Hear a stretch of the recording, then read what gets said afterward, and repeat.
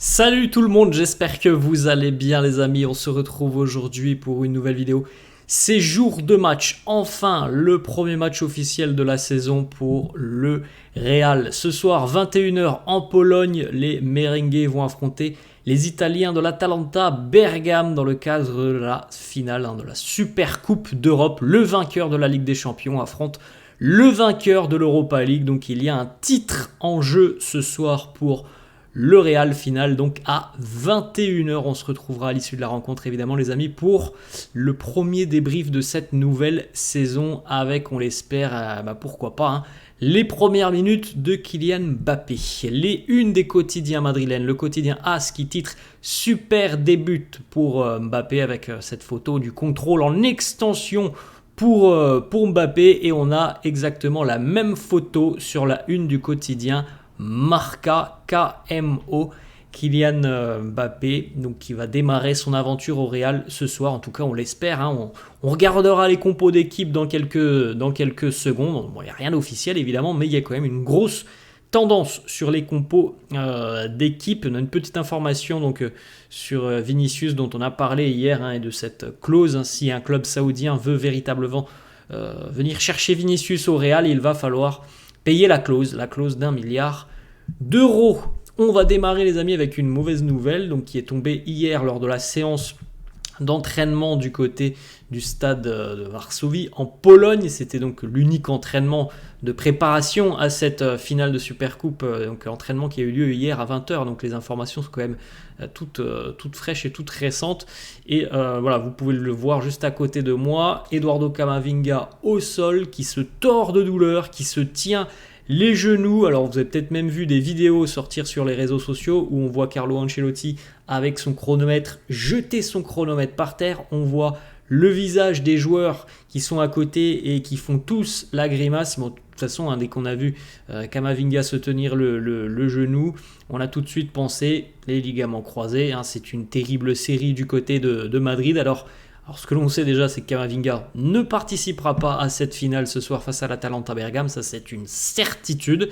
Mais pour le moment, on n'a pas beaucoup plus d'informations. Alors hier sur Snapchat, on a vu un message de Camavinga qui a été relayé sur les réseaux sociaux. Voilà le message donc, que Camavinga a relayé, je pense, à des amis sur Snapchat. Il nous dit « J'ai un peu mal, oui, c'est le genou, je ne sais pas ce que j'ai des examens demain matin. Merci pour ceux qui s'inquiètent, je fais un message groupé pour ne pas être bombardé de messages, sinon je ne vais pas pouvoir répondre à tout le monde, ça sert à rien de répondre à cette story. » Bref, il nous dit « Voilà, j'ai un problème au niveau du genou, je ne sais pas ce que c'est, j'ai des examens prévus demain. » Donc pour le moment, à l'heure où je fais la vidéo, on n'a pas plus d'informations, mais en tout cas, alors prendre évidemment avec des pincettes, mais en tout cas hier soir, du côté du Real, même si on était assez inquiet, il semblerait que ça ne soit pas les ligaments croisés. Touché pour Camavinga, alors après...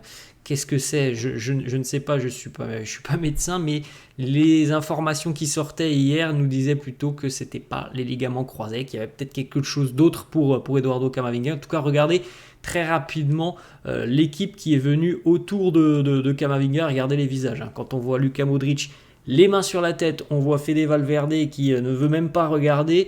Voilà, il y a quand même beaucoup d'inquiétudes sur tous les visages autour, donc c'est sûr que c'est quand même pas très rassurant. On n'a pas d'informations, peut-être qu'on en aura dans le courant de la journée. Il est sûr en tout cas qu'il va revenir du côté de Madrid, qu'il va passer encore des examens aussi ce jeudi, ça a déjà été prévu. Pour le moment, on n'a pas d'informations. Mais en tout cas, ça semble quand même pas très bon pour Kama. On l'a vu d'ailleurs quitter hier le stade avec déjà une énorme attelle au niveau du genou.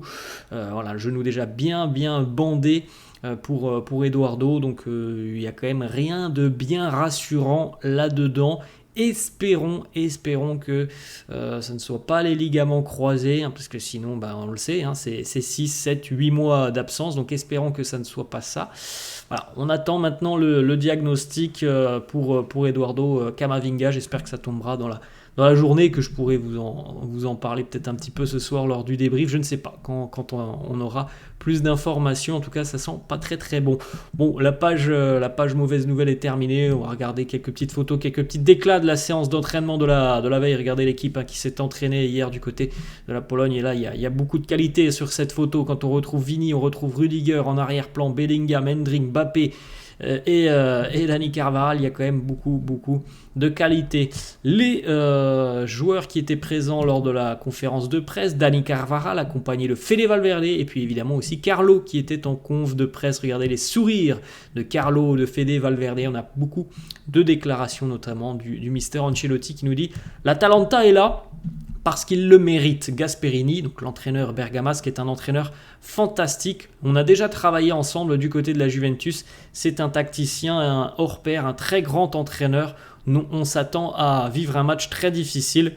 Je pense que ça va être vraiment un match très très compliqué ce soir face à l'Atalanta, qui est une équipe surprenante. C'est pas anodin, la victoire en Europa League l'année dernière 3-0 face au Bayer Leverkusen. Rappelez-vous aussi, peut-être parce que certains se disent ouais, c'était Leverkusen en face, c'est pas un grand d'Europe. Rappelez-vous de ce qu'a fait l'Atalanta du côté de Liverpool à Anfield.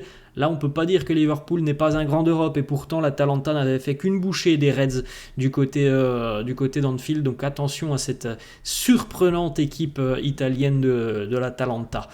Autre petite déclaration de Carlo qui nous dit « On est très excité, très motivé, comme jamais, à remporter ce trophée. Cette saison va nous demander évidemment beaucoup d'efforts. On veut les faire et on veut surtout bien démarrer. » Carlo qui nous parle aussi de la saison, des objectifs et peut-être de la clé pour aller le plus loin possible dans toutes les compétitions. Il nous dit la clé cette saison, ça sera de trouver l'équilibre et la balance défensive. On voit bien qu'il y a quand même beaucoup de talent offensivement, mais c'est aussi ce qui fait que Carlo est un entraîneur exceptionnel, c'est qu'il réussit à tirer le meilleur de ses équipes. Il réussit à ce que son équipe soit quand même plutôt bien équilibrée malgré le potentiel offensif exceptionnel du Real. Il réussit à équilibrer tout ça, et encore plus cette saison, quand on voit les profils offensifs et peut-être les petits manques défensivement. On sait qu'il n'y a pas 36 options défensives.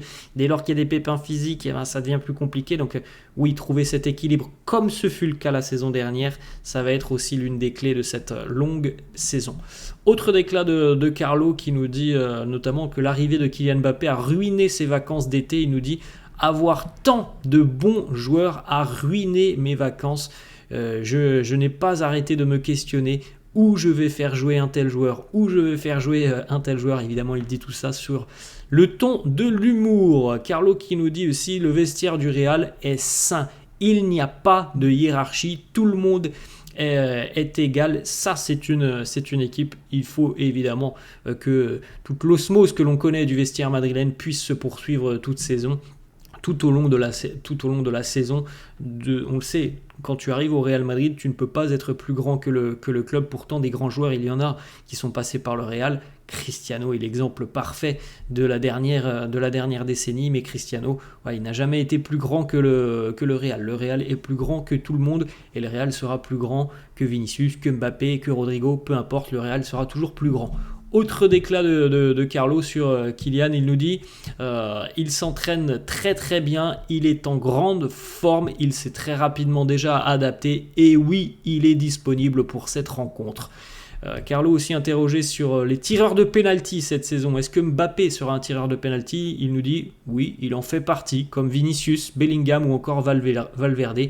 Nous en avons beaucoup de bons tireurs. Il aurait pu aussi rajouter évidemment Rodrigo, mais voilà, Mbappé n'est pas le tireur attitré. Il y a beaucoup de possibilités pour Carlo. Carlo qui nous parle aussi de l'arrivée de Kylian Mbappé, des grands joueurs. Il nous dit ajouter des grands joueurs dans votre équipe, ce n'est pas une difficulté, ce n'est pas un problème. Kylian, c'est un grand talent. Il est extrêmement motivé, il est très heureux d'être là. Il est prêt à apporter sa pierre à l'édifice. Il est prêt à contribuer au succès de l'équipe. Carlo qui nous dit aussi la vérité, c'est que tout le monde va jouer un rôle important cette saison. Nous avons tellement de matchs, on ne sait pas ce qu'il peut se passer avec les blessures. On a vu déjà l'année dernière que Carlo avait un petit peu apporté des modifications par rapport à son management, notamment par rapport à la saison précédente, donc il y a 2 ans où il y avait quand même très peu de rotation. L'année dernière, je trouve qu'il y a eu pas mal de rotation et je pense que ça sera encore le cas cette saison parce que le calendrier est démentiel. Carlo qui parle aussi des rumeurs de Vinicius du côté de l'Arabie Saoudite, il nous dit il n'y a aucun fond de vérité à propos de ces rumeurs qui envoient Vinicius du côté de l'Arabie Saoudite. Ce ne sont que des rumeurs, rien de plus. Comme je vous l'ai dit hier, voilà, à l'heure actuelle, Vinicius n'envisage absolument pas la possibilité d'évoluer en Saudi Pro League. Petite déclaration de Fede Valverde. Évidemment, tout le monde avait un mot pour Kylian Mbappé hier en conférence de presse. Il nous dit « Je me suis entraîné un petit peu déjà avec Kylian. Il est évident qu'il va nous aider à gagner. C'est l'un des meilleurs au monde. Il a une qualité incroyable. » Fede qui évoque aussi cette saison, peut-être avec plus de 70 matchs pour le Real. Il nous dit « Je suis d'accord avec ce qu'a dit Carvajal. » On va regarder la déclat de Carvajal dans quelques instants. Encore plus pour nous les Sud-Américains où on a beaucoup de voyages notamment pour rejoindre nos sélections. C'est très très compliqué d'avoir une telle répétition de matchs. Carvajal qui nous dit avoir une saison aussi longue et jouer autant de matchs, ça n'a aucun sens. C'est beaucoup trop. Les joueurs et la FIFA doivent trouver une solution. Ce n'est pas possible de continuer ainsi. Pourtant les amis, on en a parlé pendant l'été avec le nouveau mondial des clubs qui aura lieu au mois de juin prochain. Bref, il y a des matchs tout le temps, tous les 3 jours pour les plus grands joueurs avec évidemment pas de vacances puisqu'ils sont internationaux. Ils vont rejoindre leur sélection. Bref, c'est démentiel pour les joueurs maintenant le calendrier et c'est évidemment une grosse crainte parce qu'on sait très bien qu'il va encore y avoir beaucoup de problèmes physiques. C'est déjà écrit d'avance. Autre petite déclaration de Dani Carvajal sur cette approche de la finale face à l'Atalanta. Il nous dit « Nous sommes très confiants, on veut démarrer la saison d'une belle manière. » Évidemment, premier match, premier trophée, ça pourrait être un super début pour le Real. Allez, les petites photos maintenant les amis. Donc l'arrivée hier en avion, bon je ne vais pas vous présenter les photos de l'arrivée hier en avion, vous savez très bien, tous les joueurs étaient en costard, le nouveau duo, Carlo et Kylian, et puis dans la petite photo, ça c'était à l'entraînement du côté du stade en Pologne hier. Les petites photos, donc beaucoup de photos de Mbappé qui continue, toujours un large sourire pour Kylian depuis son arrivée à l'entraînement, donc depuis une semaine maintenant, toujours beaucoup de sourires, beaucoup de complicité avec ses coéquipiers. Regardez Carlo, voilà, qui vient échanger aussi avec lui, on sent beaucoup de légèreté au sein du groupe madrilène. Encore une fois, Mbappé, le grand sourire, il a l'air très heureux évidemment d'être là à Madrid. Le contrôle en extension pour le français, on le voit déjà affûter, les muscles saillants pour Kylian. Les superstars Kylian et Vinicius. Et puis regardez aussi cette photo qui nous rappelle un petit peu celle de Cristiano il y a quelques années où tout le monde derrière CR7 s'était arrêté pour le regarder frapper. Et hier c'était un peu la même chose, tout le monde s'est stoppé pour regarder Kylian s'exercer devant le but. Regardez un petit peu l'équilibre de Mbappé sur sa prise de balle là, sur le pied d'appui. Ça s'appelle un fameux enroulé qu'il a la maîtrise. Rodrigo aussi qui est présent, aucun signe d'une quelconque gêne au niveau du mollet, donc c'est pour ça qu'hier je vous avais donné l'information de Relevo, mais je vous avais dit c'est quand même très surprenant, on n'en a pas entendu parler, et Carlo n'a absolument pas évoqué une gêne pour Rodrigo hier en conférence de presse, donc tout a l'air d'aller très bien pour Rodrigo, c'est pour ça que je vous l'ai dit hier, l'information de Relevo est un peu surprenante.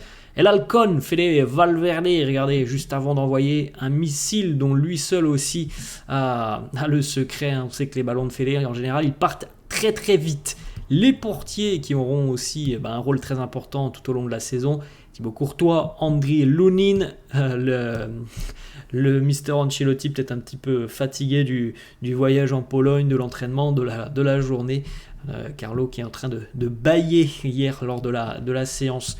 Jude Bellingham, regardez les stats de Jude sur les 3 dernières finales auxquelles il a participé. Une assist, passe décisive donc en Supercoupe, c'était en Supercoupe d'Espagne. Une assist, passe décisive en finale de Ligue des Champions. Et une passe D aussi, une assist, lors de la finale de l'Euro 2024. C'est un homme de grand moment, tout comme par exemple Vinicius. Vous l'avez peut-être vu depuis que je vous montre les photos tout à l'heure, mais le nouveau maillot, les nouveaux maillots et vestes d'entraînement du Real, très sympa, franchement, très très belle coloris. On regarde les amis aussi, peut-être quelque chose qui vous a frappé pendant ces photos, sur ces photos d'entraînement, les sourires, c'est comme ça qu'on prépare une finale du côté du Real, dans le calme, dans la tranquillité, en étant serein, en travaillant, mais surtout aussi en s'amusant. Voilà, beaucoup de sourires pour préparer cette finale. Il y a tellement d'expérience aussi dans ce groupe. On va terminer les amis, donc les deux compos d'équipe probables. La compo du quotidien: As, Courtois dans les buts, Militao, Rudiger en charnière, Mendy à gauche, Carvajal à droite, Tchouaméni, Valverde milieu de terrain, et puis donc une attaque à 3 avec Bellingham potentiellement numéro 10, Mbappé numéro 9, Vini à gauche, Rodrigo à droite. Et la compo donc de marquage, j'ai pas pu vous trouver la photo: Courtois, Carvajal, Militao, Rudiger, Mendy, Tchouaméni, Bellingham, Valverde, Vini, Mbappé et Rodrigo. Donc les deux quotidiens madrilènes sont unanimes. On aura donc les mêmes compos selon Marca et As, et ça devrait être celle-là que vous avez sous les yeux. Voilà les amis, la fin de cette vidéo. Juste pour terminer, le petit Opta analyse donc de la saison de Liga 2024-2025, et Opta donne 86% de chance au Real Madrid de terminer champion d'Espagne. Alors après les amis, ce ne sont que des statistiques, c'est un ordinateur qui compile plusieurs stats, et donc 86% de chance pour le Real de terminer champion d'Espagne. Maintenant la réponse, ça sera le terrain. Voilà les amis, la fin. J'espère que la vidéo vous a plu. N'hésitez pas comme d'hab à lâcher un petit pouce bleu.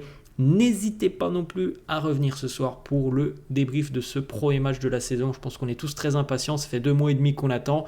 Ça fait aussi longtemps que l'on attend les débuts de Kylian Mbappé. Donc on est maintenant à 10 heures de ces grands débuts. Donc voilà, passez une bonne journée et je vous dis à ce soir. Ciao.